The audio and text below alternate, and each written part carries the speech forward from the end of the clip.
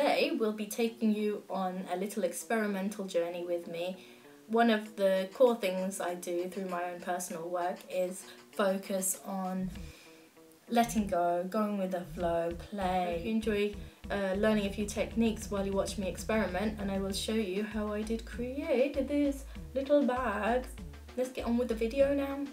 First of all, I decided I'm going to use a canvas bag. You can use whatever you like. Photo transfer pouch, a decent quality print, and an assortment of fabric pens.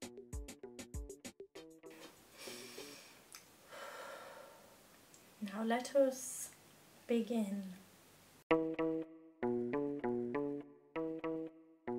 I began by selecting a section of the print and marking out around the bag.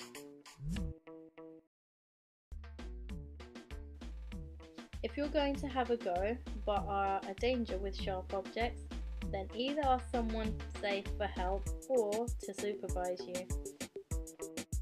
Now you could use the cutout as it is, or cut freehand like this, or draw around objects and stencils to create specific shapes that you'd like.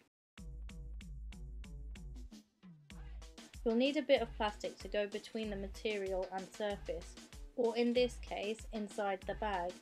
You'd do the same for a t-shirt too, so I cut it out to fit. I'm a bit of a recycle freak, so I've just used a bit of packaging that came with fruit that I bought. Next, play around with the pieces to set a layout. Once you're happy with it, draw around the pieces with a sharp pencil or chalk. Get a kid's or craft brush, shake up your potch and pour out some in a pot. I then brush the potch on both surfaces.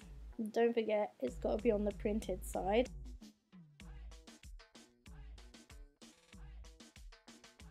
Then place and dab down as accurately as you can along the lines. Get a bowl of warm water and sponge. Then begin to dab all over. My print was fairly thick, so it took quite a bit of soaking and peeling. People tend to enjoy watching a bit of peeling, so here's a little footage of me peeling the paper away after it's been soaked.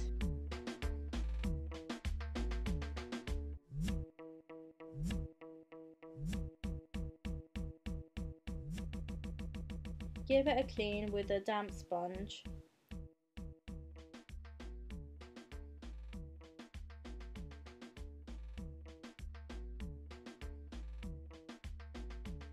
I think that's probably just about enough peel action for one day. I gave it all an extra rinse in the sink to take away any loose bits of paper I couldn't remove by hand, and then hung it out to dry. Once it's all nice and dry, you can either leave it at that or doodle with fabric pens. I tend to use a random assortment of pens. For this one, I've mainly used Sharpies for fabrics, Dylons and Tulip fabric pens. I like to mix and blend them. Some of them dry overnight and some of them just dry instantly.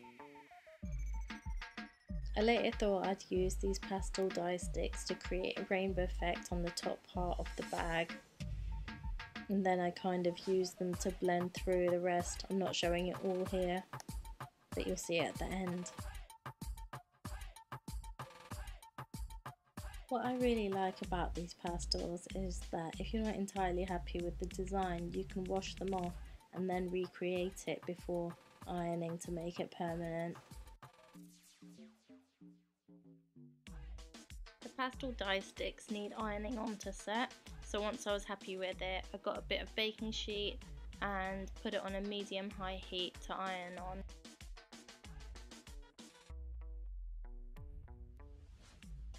Later I continued doodling onto it. I'll probably end up adding more doodles, maybe some embroidery or sequins or something. That's a part of going with the flow, just trusting your instinct, and if you want to build on it, you do. You kind of know when it's done.